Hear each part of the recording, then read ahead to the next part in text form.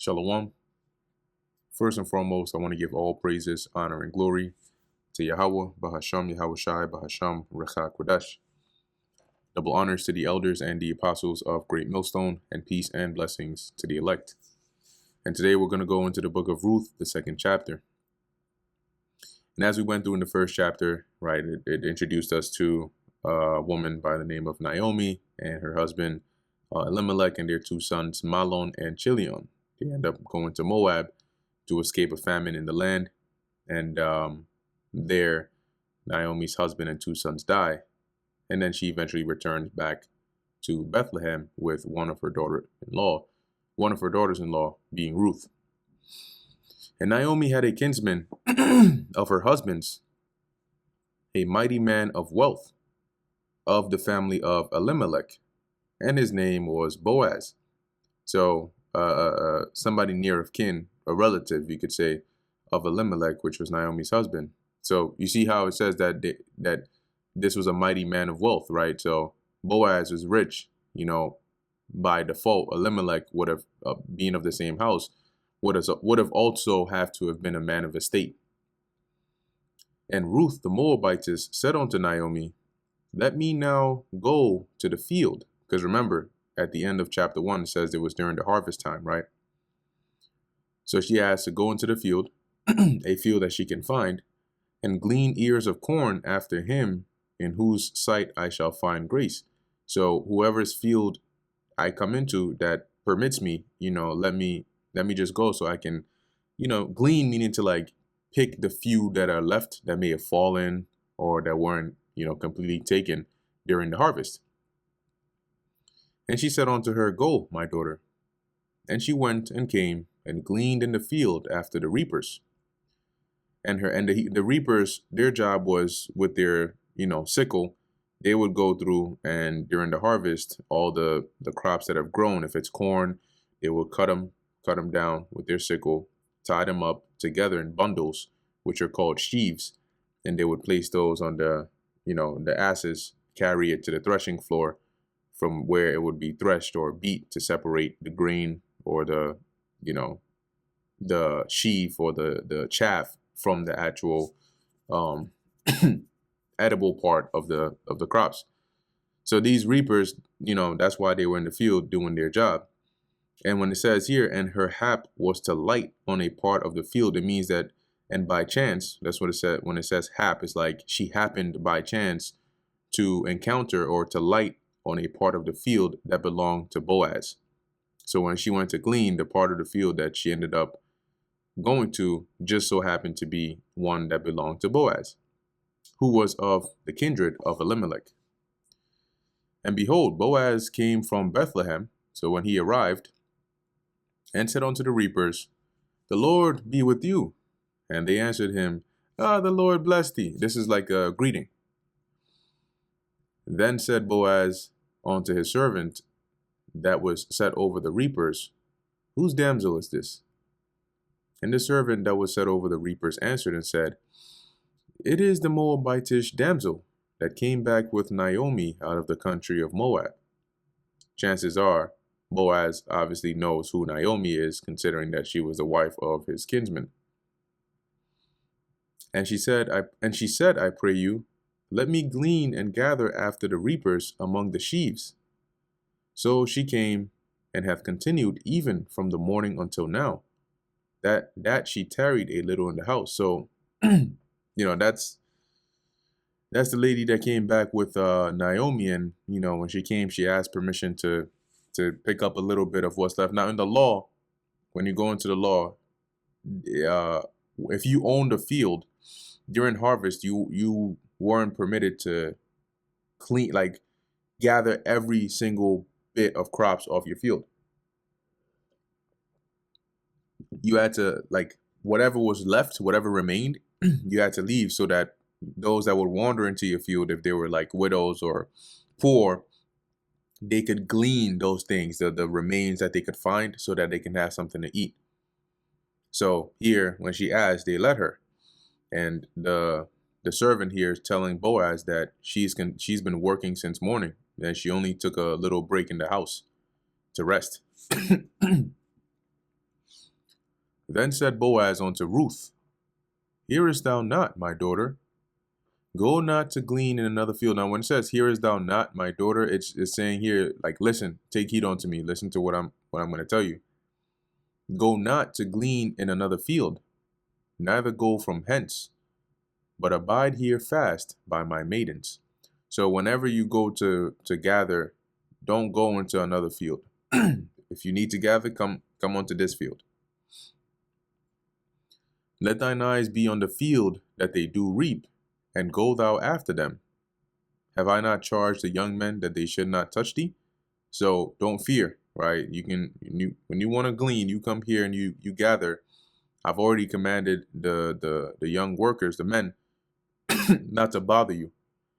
And when thou art athirst, go on to the vessels and drink of that which the young men have drawn. So the water that they get from the well, when you're thirsty, you can go and drink of that. Don't worry about it. Then she fell on her face and bowed herself to the ground and said unto him, Why have I found grace in thine eyes, that thou shouldest take knowledge of me? To basically show her this kindness, right? Seeing I am a stranger. And Boaz answered and said unto her, It hath been fully shewed me all that thou hast done unto my mother-in-law, or unto thy mother-in-law, since the death of thine husband, and how thou hast left thy father and thy mother and the land of thy nativity, and art come unto a people which thou knewest not hither or heretofore. So basically, Boaz tells her, it was told me that all the kindness that you showed Naomi, right? Even after your husband died, you didn't just leave. You basically forsook your hometown and everything there to come with her and stay with her, and now you're dwelling amongst people you don't even know till this day. The Lord Yahweh recompense thy work, and a full reward be given thee of the Lord God of Israel. So he basically blessed her in the name of the Lord, under whose wings thou art come to trust. So in doing this, may the Lord bless you, right? The God of Israel. and that latter part in the NLT, as it says, under whose wings you have come to take refuge, right? Well, I'll just read it from the start. May the Lord, the God of Israel, under whose wings you have come to take refuge, reward you fully for what you have done. Then she said, Let me find favor in thy sight, my Lord, for thou hast comforted me, and for that thou hast spoken friendly unto thine handmaid, though I be not like unto one of thine handmaidens. So even though I'm not a Hebrew and I'm not one of your handmaids, those in your house, you have showed me, kindness, right? And spoke comforting words unto me. And so when she says, let me find favor in thy sight, she's saying, like she's going to do whatever she can to sort of not be a burden onto him, right?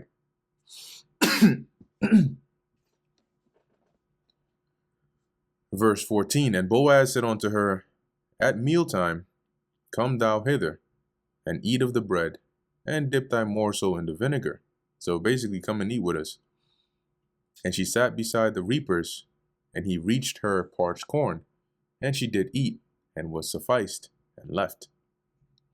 And when she was risen up to glean, so the next day, when she came back, Boaz commanded his young men, saying, Let her glean even among the sheaves, and reproach her not. Now, once again, the word, when it says glean here, glean is like to gather, right? She was coming to gather the remains, like whatever she could find after as you can see, it says to pick up, right? To gather. So after the workers, had done the bulk, whatever was left that she could find, she would gather that. And so Boaz says here, he commands his workers that when she's around, just allow her to gather wherever she wants to gather, and don't bother her, don't reproach her, don't try to kick her out or anything like that. And let fall also some of the handfuls of purpose for her. So purposely, drop a few here and there, so that she can have a bit more to gather, and leave them that she may glean them and rebuke her not. So she gleaned in the field until even, and beat out that she had gleaned. Once again, let's say it's corn.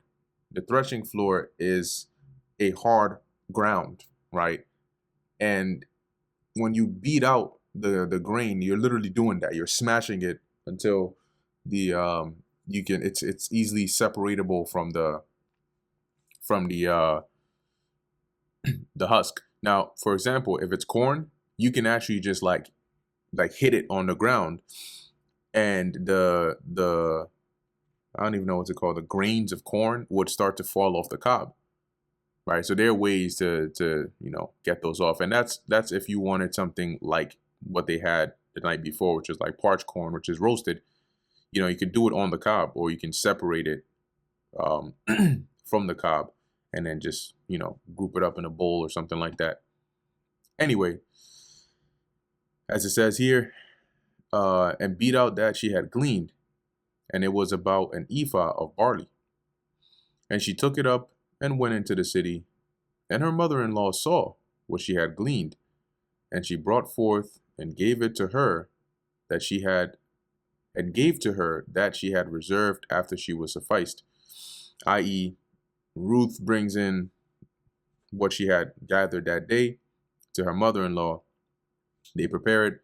The mother-in-law basically takes her portion, and then whatever remains she gave to Ruth. Remember, Ruth was still her quote-unquote handmaid, so it wasn't on some like we're equal 50-50 type joint. And her mother-in-law said unto her, Where hast thou gleaned today? And where wroughtest thou? So where did you go? Where did you work today? What field did you go to? Blessed be he that did take knowledge of thee.